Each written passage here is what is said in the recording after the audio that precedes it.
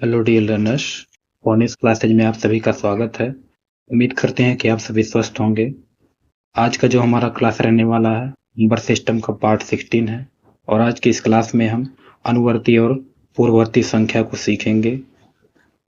और यदि आप क्विज के माध्यम से अपनी तैयारी को और ज़्यादा बेहतर करना चाहते हैं तो हमारे टेलीग्राम चैनल फोनिक्स क्लासेज को ज्वाइन करके आप अपनी तैयारी को और ज़्यादा बेहतर बना सकते हैं और टेलीग्राम पर ही आप क्लास नोट्स प्राप्त कर सकते हैं, वो भी बिल्कुल फ्री।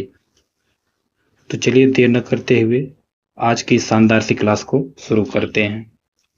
यदि हम बात करते हैं अनुवर्ती संख्या, इसको अंग्रेजी में हम क्या बोलते हैं? Successor number. क्या बोलते हैं? Successor number. यदि बात करते हैं अनुवर्ती संख्या की, तो ये अनुवर्ती संख्या होता क्या है, इसको हम पहले जानने का प्रयास करेंगे। तो यदि हम बात करें अनुवर्ती संख्या की, तो किसी भी संख्या में यदि हम एक जोड़ देते हैं, किसी भी संख्या में यदि हम एक जोड़ देते हैं तो हमें जो नई संख्या प्राप्त होती है वह उस संख्या की क्या कहलाती है? अनुवर्ती संख्या कहलाती है। वह उस संख्या की क्या कहलाएगी? अनुवर्ती संख्या। अब जैसे हमने लिया 4 संख्या, हमने क्या लिया? 4, और 4 में यदि हम एक जोड़ दें, 4 में हम क्या कर दें? एक जोड़ दें, तो हमें क्या प्राप्त होगा? 5, जो कि 4 का क्या हो जाएगा? अनुवर्ती हो जाएगा। और इसको हम सूत्र के माध्यम से कैसे याद रखेंगे? यदि कोई संख्या हम ले लेते हैं क्या? n। यदि कोई संख्या क्या ले लें? n, तो उसका अनुवर्ती क्या हो जाएगा? n+1 हो जाएगा।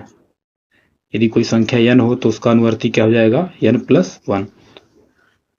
तो उम्मीद करते हैं कि ये चीजें क्लियर हो गई होंगी।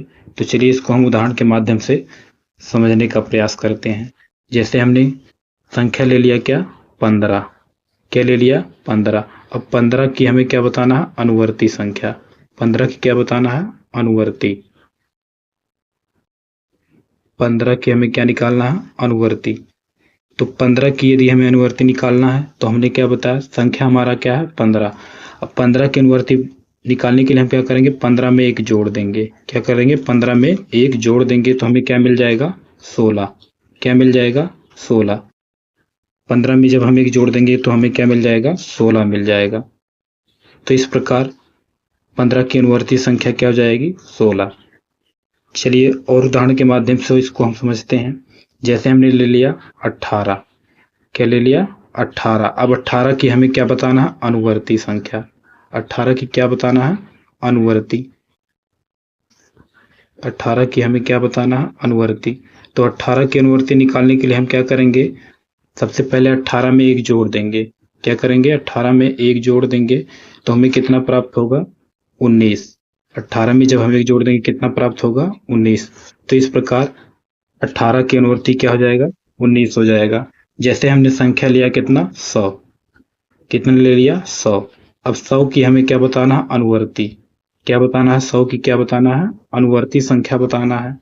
तो 100 की अनुवर्ती निकालने के लिए हम क्या करेंगे? 100 में एक जोड़ देंगे।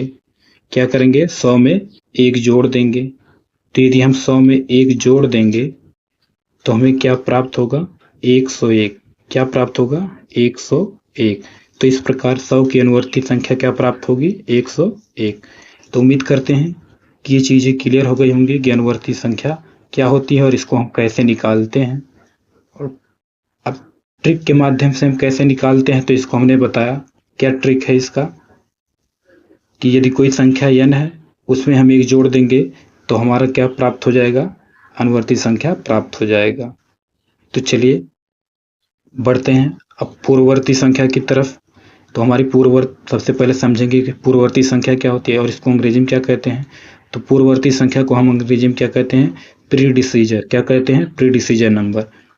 बात करते हैं पूर्ववर्ती संख्या क्या होती है, तो सबसे पहले इसको जानने का प्रयास करेंगे हम। तो यदि किसी संख्या में से हम एक घटा देंगे, क्या कर देंगे? कोई भी संख्या अगर हमारा है तो उसमें से यदि हम एक घटा देते हैं तो हमें जो नई संख्या प्राप्त होती है वो क्या कहलाती है? उस संख्या की पूर्ववर्ती संख्या कहलाती है। यदि किसी संख्या में से हम एक घटा देते हैं तो हमें जो नई संख्या प्राप्त होती है वह उस संख्या की क्या कहलाती है? पूर्ववर्ती संख्या कहलाती है। अब बात करते हैं इसको हम कैसे आसानी से हल करेंगे। तो इसके लिए हम यहाँ पर सूत्र के माध्यम से समझेंगे। जैसे यदि कोई संख्या क्या हो? n हो, यदि संख्या क्या हो, n हो, तो उसकी पूर्ववर्ती संख्या क्या हो जाएगी, n-1। क्या हो जाएगा उस संख्या का पूर्ववर्ती, n-1। तो चलिए इसको उदाहरण के माध्यम से हम समझने का प्रयास करते हैं। जैसे हमने ले लिया 35, संख्या क्या ले लिया हमने, 35। अब 35 का हमें पूर्ववर्ती बताना है।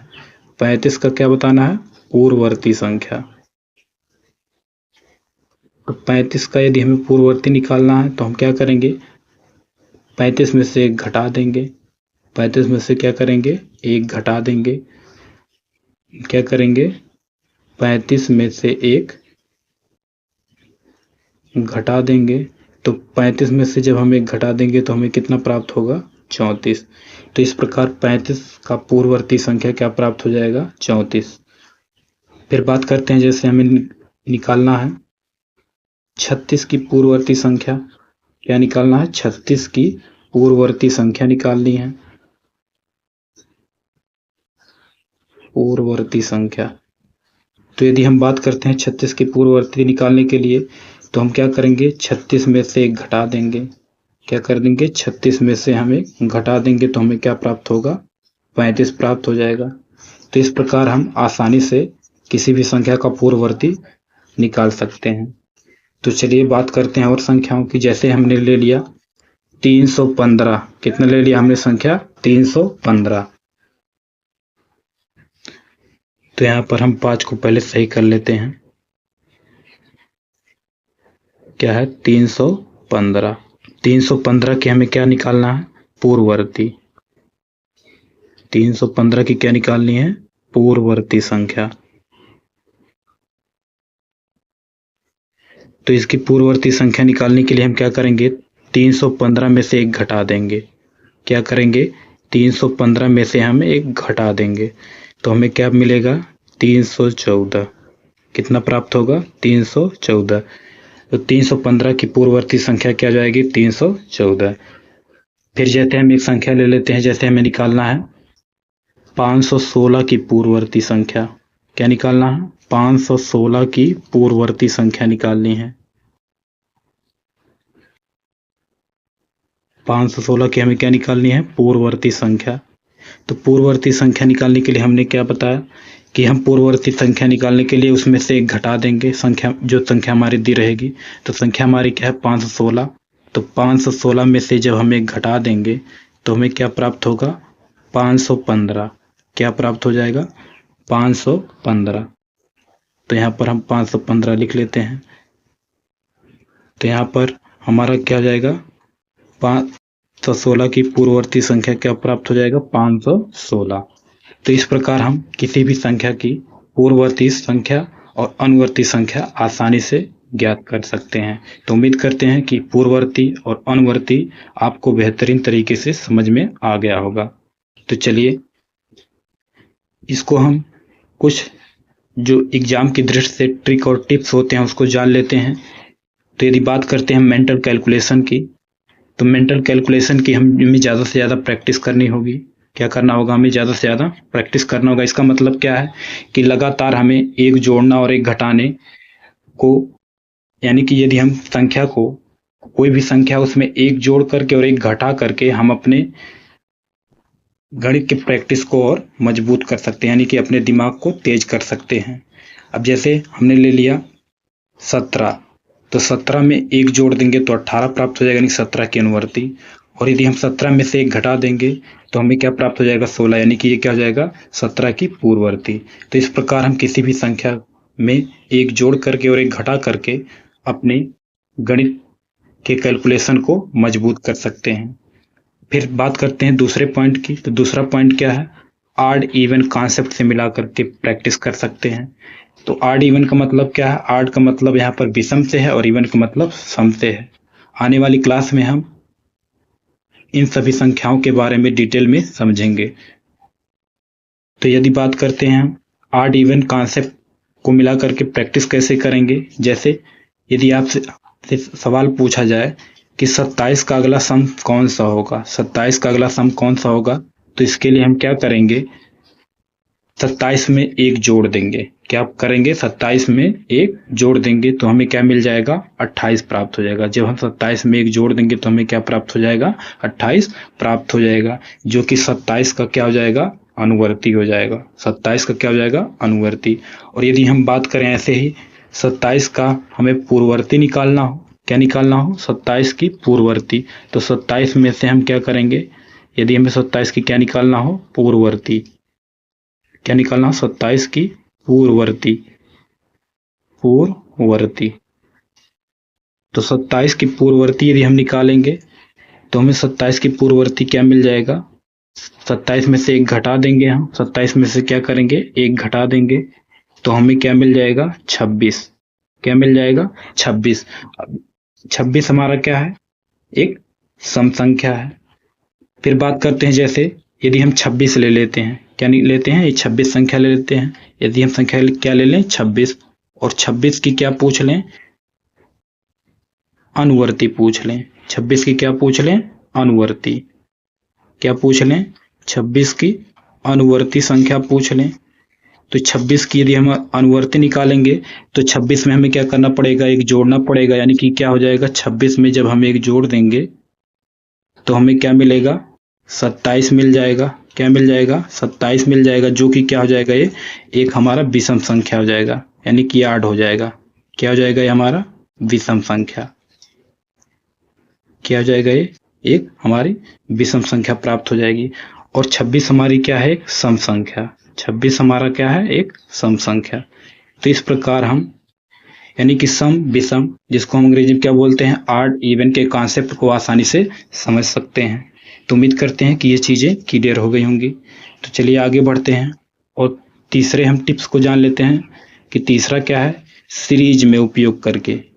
कैसे? सीरीज में उपयोग करके। अब जैसे कई सीरीज सवालों में यानी कि सक्सीजर और प्रीडिसीजर पैटर्न पर होते हैं, यानी कि संख्याओं में एक जोड़ा रहता है और एक घटाया रहता है। क्या क्या रहता है? जो हमारी सीरीज दी रहती है रीजनिंग में या गणित में ही, तो उसमें क्या क्या रहता है? एक जोड़ा रहता है या फिर एक घटाया रहता है। अब जैसे हमने यहाँ पर एक पैटर्न लिया है, क्या है? 5, 6, 7, 8। तो इनमें देख रहे हैं क्या है? सब में एक एक जोड़ा गया है। तो हम अगला हमारा संख्या क्या हो जाएगा? 9 हो जाएगा। तो हमारा अगला संख्या क्या हो जाएगा? यहाँ पर 9 हो जाएगा। क्या हो जाएगा? 9। तो उम्मीद करते हैं कि ये चीजें क्लियर हो गई होंगी।